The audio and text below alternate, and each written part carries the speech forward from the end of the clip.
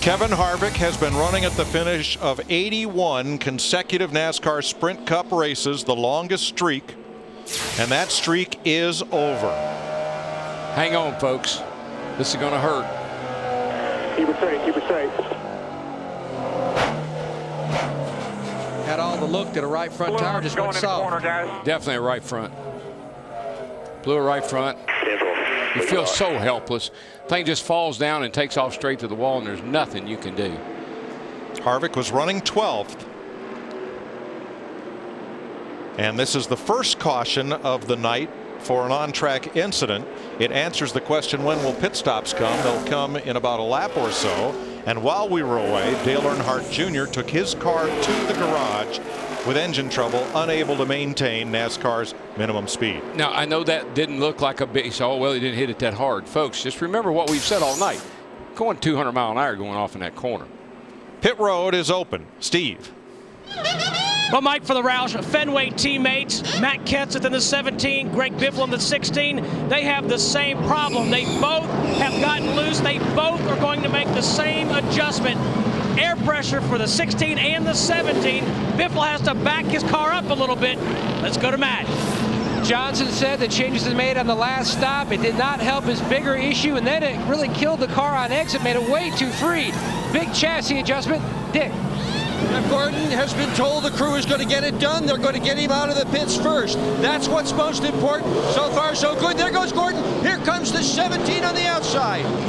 And Matt Kenseth and his Killer Bees once again win the race off pit road. Tell you what, Steve Addington at 18 right. crew, they had a great pit stop, got him up to third. Kyle Busch, and how about Denny Hamlin, the 11 car? They've cracked the top 5. I think if I was 17 or the 24, I'd be worried about the 18 right now. Now the big loser on this round of pit stops, Greg Biffle. Let's see what happened as the 16 came in and whipped to a stop. Oh, ran over the air hose. Got to go back. Yep. You can see that they were concerned about him being over the line, but the concern was the front tires, it was on the air hose. The guy just didn't get it whipped out there far enough. You're supposed to whip it out far enough where the car will not run over it. He didn't get it around in front of the car far enough. Now, the thumbs up that the NASCAR official gave was that you are in your box. Messed it up. Yeah. Darrell. Yeah, buddy. Look at the thing. The driver went over the mark where he's supposed to stop. It's the driver's fault. Don't blame the tire changer. Look at it. He threw it way out in front. Greg slid almost out of his pits. By half a car length, he missed where the sign was. Watch, buddy. See the orange tape right there? That's where he's supposed to put that left front. In fact, the left rear ended up there. So Jeff's really exactly right. It must be one of Hammond's trainees.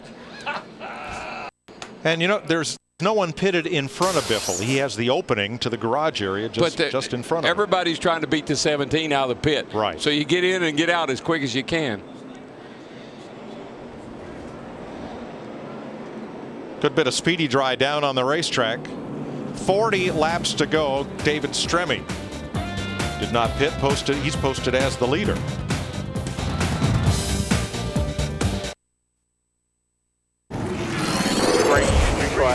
All right, boys, we got a good race car. It's a long race. We'll work hard all day long. I'll be there at the end. Get out there. Get to the wall. Get to the wall. Here they come. They're going to be outside you. Inside. Nice and easy. Clear low. Clear behind the 88 if you need it. Good up on the big screen there, buddy. Welcome back live, NASCAR on Fox, and that is Kevin Harvick's car with the right front tire problem. 39 laps to go, and under caution, the pit stops we saw moments ago, Matt Kenseth actually picking up a couple of spots. 9 spots lost from Greg Biffle and that miscue running over the air hose. Yeah, those guys right there, those Killer Bees, I mean, they've been solid all year long so far. I think they've helped win him the Daytona 500, and tonight they're keeping him up front and putting him in place to where he can possibly hold off Jeff Gordon, maybe for 2 wins in a row. I'm not sure who keeps these stats, but right, 10 spots tonight they've picked up. They've gained that crew of Matt Kenseth. And we keep talking about how important it is. There they are. They're sitting down there right now. They know they've done a good job. Now they're going to have their driver to settle it on the racetrack. Jeff's picks for today's AT&T fastest pit crew are as follows. The 17, the 24 of Jeff Gordon, also Kurt Busch's crew. Don't forget to vote the AT&T fastest and most valuable pit crew of the year. From your AT&T phone, text the pit crew's car number to 2258 to vote. Let's do a quick recap here before we get going and go back to green. Matt Kenseth, who came in as the points leader off that Daytona 500 win on the restart here, lap 176, protects the lead against Greg Biffle, his teammate. Kenseth actually had some debris on the front. Look how he wises during a caution, wisely uses the pace car to get rid of that. Jeff Gordon taking the lead with 54 laps to go. Gordon and Jimmy Johnson leading the most laps so far. Engine trouble sending Junior to the garage. Kevin Harvick running in the top 10. Some problems through much of the evening here. Right front tire into the wall. He was okay. And Chris, I'm not too sure about what happened to Kevin, but you can see here clearly what happened to Greg Biffle. He ran past his signboard and ran over the front airline, had to back up, and it cost him 9 spots on pit road. Now he's really going to get up on the wheel if he wants to make a run for the win. And so Kenseth, as we cycle back through your leader with Jeff Gordon, you have Kyle Busch in the hunt trying for that historic hit. Yeah, a lot of things could happen here, but I want to go back to Kevin Harvick, who may be ending his consecutive finishing streak there. To me, a lot of oil coming out underneath the car, both sides, before he got into the outside safer barrier, and we just have been confused. Road, Matt Yoakum says the 29 car did lose an engine before he hit that outside safer barrier, so it wasn't a right front tire. Here's another guy that's in the garage area right now because of an engine related situation, Dale Earnhardt Jr. and that number 88 Hendrick ride. And frustrated in Fontana for Junior. Again, in February he had engine problems, finished 40th in the 2007 and 09 February races here. So the engine, in fact, didn't Greg Biffle last February? He was the leader much of the race, and he also had engine problems and wound up 42nd, led 168 laps a couple of years ago here in February. And let's rejoin Darrell, Larry, and Mike upstairs. They're adding brake fluid to that 26 is what they're doing there. Yeah, because, Matt, this is still a car that's on the lead lap. When he hit pit road the first time, Larry Mack, he was top 10 running in the 9th position. They're trying to diagnose what area of the brakes that have failed, and the fronts are locking up, so they're leaning more toward that they've lost the pedal as far as the rear go, adding brake fluid, his 5th time now on pit road. 1 to go. And this race will have 35 laps to run when we get the green flag as McMurray pulls out. David Stremme made a really strategy move. Remember on the last caution period when Tony Stewart and others stopped with 1 lap before the green? David Stremme was one of those. So on this caution period, he was able to stay out in case the rains came. Stremme would have been the winner. Now with 1 lap to go, he pulls in to get his fuel and make what he hopes will be his final pit stop. And just to follow up on the 29 car, after we looked at the replay, you could see parts flying out from under the car. So definitely had an engine. I wonder why, if it was a tire, he threw his helmet off and got out of the car, that they would have towed it in and tried to gotten it back in the race.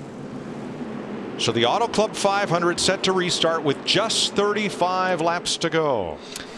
Well, I'll tell you, Kenseth has a good car, Jeff Gordon has a good car, but we're going to keep a close watch on that little green machine back there in 3rd. Kyle Busch in the 18 car trying to make history by winning all 3 races here this weekend. Reminds me of that movie Jaws. Dun, dun.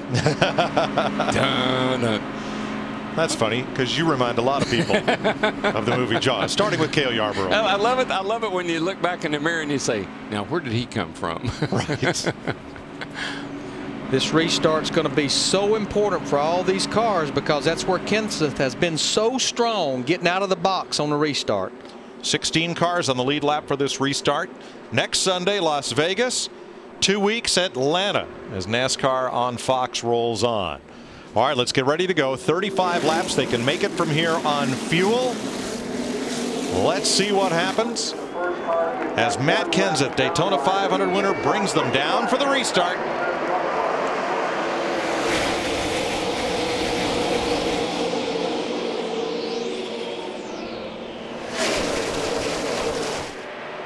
Got to watch that stage ride down in that first turn. Looks like everybody's going to get through okay. Just a little dust flying. A little wiggle from Kyle Busch there in 3rd. Yeah, Kyle picked the throttle up early in 1 and 2, but he had to backpedal just a little bit late exit. That's the reason Jeff Gordon in the 24 pulled away from him.